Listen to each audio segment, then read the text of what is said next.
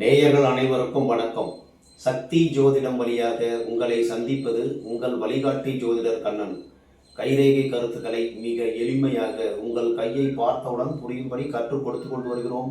பாருங்கள், பார்த்து பயன்பெறுங்கள். புதுசாக நம்ம சேனலை பார்க்குறவங்க சப்ஸ்கிரைப் பண்ணி உங்கள் ஃப்ரெண்டுகளுக்கும் ஷேர் பண்ணி பயன்பெறுங்கள் என்று கூறி இன்றைய தலைப்பு என்னவென்றால்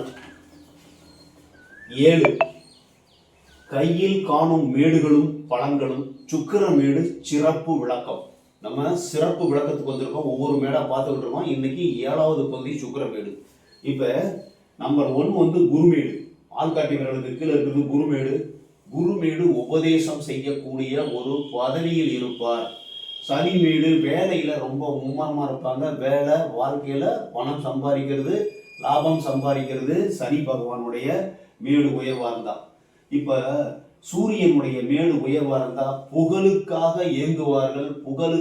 புகழ் பின்னாடியே போயிட்டு புகழுக்காக வேண்டி முயற்சி செய்து புகழை அடையக்கூடியவர்களுக்கு இந்த சூரிய மேடு உயர்வா இருக்கும். எதுக்கு எடுத்தாலும் வியாபார நோக்கத்தோடு செயல்படக்கூடியவர்களுக்கு இந்த புதன் மேடு உயர்வா இருக்கும். இப்ப செவ்வாய் மேடு உயர்வா இருந்ததுன்னா, உங்க கையில இந்த 3 செவ்வாய் மேடு உயர்வா இருந்ததுனாவே உங்களுக்கு மக்களுக்கு தொண்டு செய்யக்கூடிய உயிரை தியாக உணர்வு வரும். நல்ல எண்ணம், நல்ல ஒழுக்கம் சிறந்த வீரனாக இருப்பதற்கு வாய்ப்பு உண்டு. 6ஆம் இடம் சந்திரனுடைய வீடு. கற்பனை, மனம், சந்தோஷம், வாழ்க்கை, இன்பம் இதெல்லாம் இந்த மனசை தான் பார்க்கணும். சந்திரனை பார்க்கணும். அதுக்கு அடுத்தது 6 சந்திரன், 7 சுக்கிரனுடைய வீடு. சுக்கிரன் 7ஆம் இடத்துக்கும் 2ஆம் இடத்துக்கும் அதிபதி சுக்கிர பகவான் தான். குடும்பஸ்தானத்தையும் 7ஆம் இடத்தையும் நிர்வகிக்கக்கூடியவர் சுக்கிர பகவான் தான். அவருடைய சொந்த வீடு இது. இதுல இந்த 7ஆம் இடம் நம்ம கையில பெருவிரல் இருக்கு இல்லையா, பெருவிரலுக்கு கீழே பாதி இடத்தை அடைச்சிருக்கிறது சுக்கிரமேடு தான். அந்த சுக்கிரமேடு ஒருவருக்கு உயர்வா இருக்குதா, பள்ளமா இருக்குதா, அளவுக்கு அதிகமா இருக்கா, வளைகுறியோட இருக்கா அப்படிங்கிறத டீட்டெயிலா பார்க்க போறோம். இதுக்கு முக்கியமான காரணம் என்னன்னா கர்மா தான் கையினுடைய நிலை. அதாவது கையில மேடு எப்படி இருக்குது, அந்த ரேகை எப்படி இருக்குதுங்கிறது ஒவ்வொருவருடைய கர்ம பலனை வச்சு தான் நமக்கு தெரியுது. நம்ம கருட புராணம்னு நிறைய பேர் படிச்சிருப்பாங்க. தெரியாதவங்களுக்கு நான் சொல்றேன். கருட புராணத்துல உங்களுடைய பிறப்பிற்கு முன்பே நீங்கள் இவருடைய வயிற்றில் பிறக்க வேண்டும், இப்படித்தான் இருக்க வேண்டும், இந்த சூழ்நிலையில் இறக்க வேண்டும், பிறப்பு முதல் இறப்பு வரை உங்களுக்கு முன்னரே முடிவு செய்யப்பட்டு அதுக்கப்புறம் பிறப்பு ஏற்படுவதற்கு வாய்ப்பு உண்டுன்னு கருட புராணம் கூறுகிறது. அது மட்டும் கூறல, நிறைய விஷயம் இந்த கலியுகத்துல என்னென்ன நடந்துகிட்டு இருக்கு, நடக்க போகுது அப்படிங்கிறத சொல்லியிருக்காங்க. அது மாதிரிதான் நடந்துகிட்டு இருக்கு. சரிங்களா? இப்போ நம்ம கையை பார்த்த உடனே இந்த சுக்கிரமேடு நல்லா பள்ளமா இருக்கு. ஒன்றும் அதிகமா உயர்வு இல்லை சார். சுக்கிரமேடு பள்ளமா இருக்கு அப்படின்னா என்ன அர்த்தம்னா, ஆசை இல்லை, காதல் இல்லை, இன்பம் இல்லை அப்படின்னு அர்த்தம். அது மேல ஒரு பிடிப்பு இருக்காது. காதல்ல, ஆசையில, இன்பத்துல வாழணுங்கிற ஒரு பிடிப்பு இருக்காது. இன்னும் சொல்ல போனா இந்த ரேகைக்கு ஆயில் ரேகை சுத்தி வந்திருக்கு நல்லா வளைவா. இதுல பாதியோட வரும். இந்த பாதியோட சுக்கிரமேடு இருக்காது. சுக்கிரமேடு இல்லைன்னா என்ன சார் ஆகும்? ஆசை இருக்காது. சுக்கிரன்னா ஆசை, காதல், காமம். அந்த ஆசை இருக்காது, காதல் இருக்காது, காமம் இருக்காது. வாழ்க்கையில எதிர்பாலிட்ட பார்க்கும்போது கை காலெல்லாம் நடுங்க ஆரம்பிச்சிடும். குழந்தை இருக்காது. 2 பேரும் சேரவே மாட்டாங்க, தனியாவே இருக்கணும். ஏதோ வாழ்க்கையில சன்னியாசி யோகம்னு சொல்ற பார்த்தீங்களா, அந்த சன்னியாசியாவே இருக்கிறதுக்கு வாய்ப்பு இருக்கு. மேடு பள்ளமா இருந்து இந்த ஆயில் ரேகை பாதியில வந்துருச்சுன்னா அந்த மாதிரி நடக்கிறதுக்கு வாய்ப்பு உண்டு. குழந்தை இருக்காது, குடும்பத்துல உறவே இருக்காது. அவங்க தனியா இருக்கிறது, ஏதோ ஓடணும், காலம் ஓடணுங்கிறதுக்காண்டி சாப்பிட்டுட்டு அப்படியே இருக்கிறது, சந்தோஷமே இருக்காது உங்க வாழ்க்கையில. இந்த சுக்கிரமேடு இந்த ஆயில் ரேகை நல்லா இப்படி சுத்தி இந்த சுக்கிரமேடு நல்ல உயர்வா இருந்துச்சுன்னா சந்தோஷம், காதல், இன்பம், ஆசையை அனுபவிக்க பிறந்தவர்கள். அதற்காக வேண்டி அந்த கர்மா நல்லா இருக்கு உங்களுக்கு, நீங்கள் அனுபவிக்க பிறந்தவர்கள், அந்த சந்தர்ப்பம் உங்களுக்கு கிடைக்கும் சார். இந்த மாதிரி சுக்கிரமேடு நல்லா இருந்தாலே உங்களுக்கு ஆசையை அனுபவிக்க சந்தர்ப்பம் கிடைக்கும். இன்னும் சொல்ல போனா சுக்கிரன்னா முதல்ல என்னன்னு பார்த்தோம் விரிவா.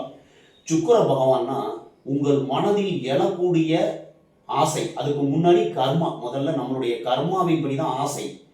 நம்ம விட்டுட்டு போனது, நம்ம செஞ்ச செயல்களின்படி தான் கர்மாவின்படி தான் உங்களுடைய கையினுடைய நிலை இருக்கும். அதுக்கப்புறம் உங்களுக்கு கையில எழக்கூடிய, உங்கள் மனதில் எழக்கூடிய ஆசை, காதல், காமம், எண்ணம், சந்தர்ப்பம், முக்கியமா சந்தர்ப்பம் கிடைக்கும். இந்த சுக்கிரமேடு உயர்வா இருந்து இருந்ததுன்னா உங்களுக்கு இன்பத்தை அனுபவிக்க சந்தர்ப்பம் கிடைக்கும். கையில நல்ல சந்தோஷமாக வாழ பிறந்தவர்கள் அப்படின்னு நினைச்சுக்கலாம். சரிங்களா? இந்த சுக்கிரமேடு அளவுக்கு அதிகமா உயர்வா இருக்கு. நல்ல ஒரு பார்த்தோம்னா கும்முன்னு இருக்கும் உயர்வா. அப்படிங்கும்போது அளவுக்கு அதிகமான ஆசை, அளவுக்கு அதிகமான இன்பம், அளவுக்கு அதிகமான காமம், இதெல்லாம் நிறைய அவங்களுக்கு இருக்கும். ரொம்ப துடிப்போட இருப்பாங்க. ரொம்ப துடிப்பான ஆசையை அனுபவிக்க வேண்டும் என்கிற ஒரு துடிப்பு காணப்படும் அவர்களிடம். அந்த ஆசையிலேயே இந்த சுக்கிரனாவே ஆசை, காதல், இன்பம், இனப்பெருக்கம் இதுக்கெல்லாம் உரியவர் சுக்கிர பகவான் தான். இப்போ சுக்கிரமேட்டில் உயர்வா அளவுக்கு அதிகமாக உயர்வா இருந்துச்சுனாவே துடிக்கக்கூடிய ஒரு ஆசையை உண்டு பண்ணக்கூடியவர் சுக்கிர பகவான். அழகு ஆராதனை, அழகு ஆராதனை சுக்கிர பகவானுடைய தெய்வம். அதாவது நல்ல அலங்கார தேவதை, அலங்காரம் செய்த ஒரு பெண். அந்த பெண் தான் சுக்கிர பகவான். அப்போ அழகு கர்மாவின்படி நல்ல அழகான உடல் அமைப்பு, நகை, அலங்காரம், நல்ல ஆடை, பெரிய பங்களா, சொகுசு வாழ்க்கை, நல்ல சுவையான உணவு, நல்ல சுத்தமான ஒரு இதயம், அதாவது ஆசையை அனுபவிக்கக்கூடிய எதிர்ப்பாளினம். அதாவது இவங்க எண்ணத்துக்கு தகுந்த மாதிரி நல்ல ஒரு அலங்காரமான ஒரு அழகான ஒரு பெண், அது ஒரு அழகான வாலிபமான ஒரு ஆண், இருவரும் இணையக்கூடிய ஒரு இணைவு இந்த சுக்கிரமேடு உயர்வாக இருந்துச்சுனாவே கிடைக்கும். அளவுக்கு அதிகமாக இருந்ததுன்னா மீண்டும் மீண்டும் அந்த இணைவு, அந்த சந்தோஷம், அந்த சாப்பாடு, அந்த ஒரு ஆசையை அனுபவிக்க நல்ல பங்களா, காரு, வசதி, வீடு வசதி, சொத்து சுகம், ஏட்டு ஜெட்டு எல்லாத்தையும் அனுபவிக்க பிறந்தவர்கள் சுக்கிரமேடு உயர்வானவர்கள். இந்த சுக்கிரமேடும் அளவுக்கு அதிகமாக உயர்ந்துருச்சு, வளைகுறியும் இருக்குன்னு வச்சுங்க. நீங்கள் ஆசையை அனுபவிக்க பிறந்தவர்கள் மீண்டும் மீண்டும் மீண்டும் நல்ல சாப்பாடு மீண்டும் மீண்டும் சாப்பிடுவாங்க, மீண்டும் மீண்டும் சந்தோஷமா இருப்பாங்க, மீண்டும் மீண்டும் அழகுணர்ச்சியோடு இருப்பாங்க, மீண்டும் மீண்டும் இணையோடு சந்தோஷமாக, அதாவது பார்ப்பது சந்தோஷத்தை, அதாவது அழகை ரசிப்பது, கண்ணால் பார்ப்பது, காதால் அதாவது சந்தோஷம், சங்கீதம், இசை, இசை வல்லுநர்களுக்கு இந்த காதால் பாட்டை கேட்பது, கண்ணால் அழகை ரசிப்பது, அதாவது தொடு உணர்ச்சி, ஒருவருடைய அழகை தொட்டு ரசிப்பது, எடுத்து ரசிப்பது, பார்த்து ரசிப்பது, இணைவது எல்லாமே சுக்கிரனுடைய வேலை தான். அழகை ஏற்படுத்துவதும் சுக்கிரன், அழகை அனுபவிக்க வேண்டும் என்று நினைப்பதும் சுக்கிர பகவான் தான். சுக்கிர பகவானுடைய மேடு அளவுக்கு அதிகமாக இருந்து வளைகுறியும் இருந்துருச்சுன்னா அவங்களுக்கு ஆசை தீராது, தீராத இச்சை, ஆசை தீரவே பூர்த்தியே ஆகாது சார். வண்டி வாகனம் நிறைய வண்டி, திரும்பவும் வண்டி வாங்கிட்டே இருப்பாங்க. அதே மாதிரி பெரிய பங்களா கட்டியிருப்பாங்க, இன்னொரு பங்களா கட்டுவாங்க. அதே மாதிரி ஆசை பன்மடங்காக உயர்ந்துகிட்டே இருக்கும்.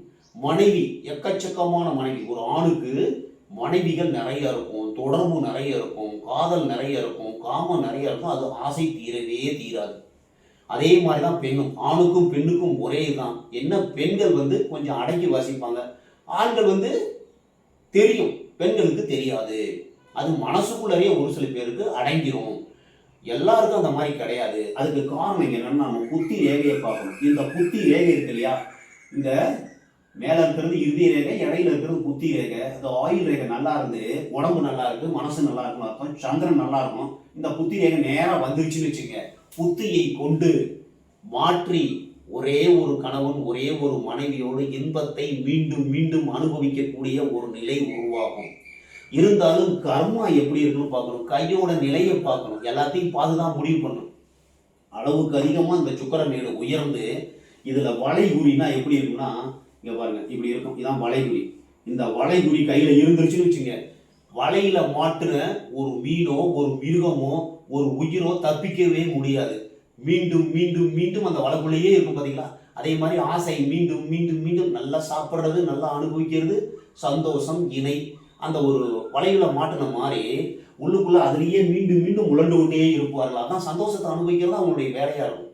வேற நல்ல வாழ்க்கையில் நல்ல ஒரு உயர்ந்த நிலைக்கு வரணும், ஒரு பெரிய பேரு புகழ் வாங்கணுங்கிற ஒரு எண்ணம் இருக்காது. பதவி உயர்வு அதுவாக வந்தால் தான். இவங்க பதவி உயர்வு விரும்ப மாட்டாங்க. நான் சந்தோஷமா இருக்கணும், சாப்பிடணும், நல்லா அனுபவிக்கணும். அந்த மாதிரி அனுபவிக்க பிறந்தவர்கள் இந்த சுக்கிர ஆதிக்கம் உடையவர்கள். இப்போ சுக்கிரமேட்டில் ஒரு கருப்பு புள்ளி இருக்கு சார். இந்த சுக்கிரமேட்டில் எங்க கருப்பு புள்ளி, இது சுக்கிரமேடு, இது கீழ் சபா, இது கீழே இருக்கிறது எல்லாமே சுக்கிரமேடு. இந்த சுக்கிரமேட்டில் ஒரு கருப்பு புள்ளி இருந்ததுன்னா காம நோய், அதாவது செக்ஸுவல் பிரச்சனை நோய் வருவதற்கு வாய்ப்பு உண்டு. இந்த சதுரம் உங்க சுக்கிரமேட்டில் கண்டாக்க சதுரம் கண்ட கணவன் மனைவி பிரிவு ஏற்படுவதற்கு வாய்ப்பு உண்டு. நல்லா புரிஞ்சுங்க, கணவன் மனைவி பிரிவு ஏற்படும். இந்த ரேகை இந்த குறுக்க கோடு வருது பார்த்தீங்களா, இப்படி குறுக்க கோடு வந்ததுனாவே முன்ன பின்ன தெரியாததுனால ஆபத்து, கஷ்டம், கவலை, துன்பம் வருவதற்கு வாய்ப்பு உண்டு. அதே மாதிரி இந்த ஸ்டார் குறி உங்க கையில கண்டாக்க, இந்த ஸ்டார் குறி இந்த சுக்கிரமேட்டில் எங்கு கண்டாலும் உறவினர்கள், நெருங்கிய உறவினர்கள் மரணம் அடைவதற்கு வாய்ப்பு உண்டு அப்படிங்கிறது தெரிஞ்சுக்கணும். இப்போ வளைகுறி இங்க கண்டாக்க, இந்த சுக்கிரமேட்டில் கண்டாக்க இச்சை பூர்த்தியாகாத நிலை, ஆசை பூர்த்தியாகாத நிலை, மீண்டும் மீண்டும் மீண்டும் உண்பது, நல்ல உணவை ரசித்து உண்பது, இயற்கை காட்சிகளை இயற்கை நல்ல ரசிப்பது, மீண்டும் மீண்டும் ரசிப்பது, அதாவது செவிக்கு நல்ல ஒரு இசையை அனுபவிக்க பிறந்தவர்களுக்கு இந்த வளைகுறி இருக்கும்.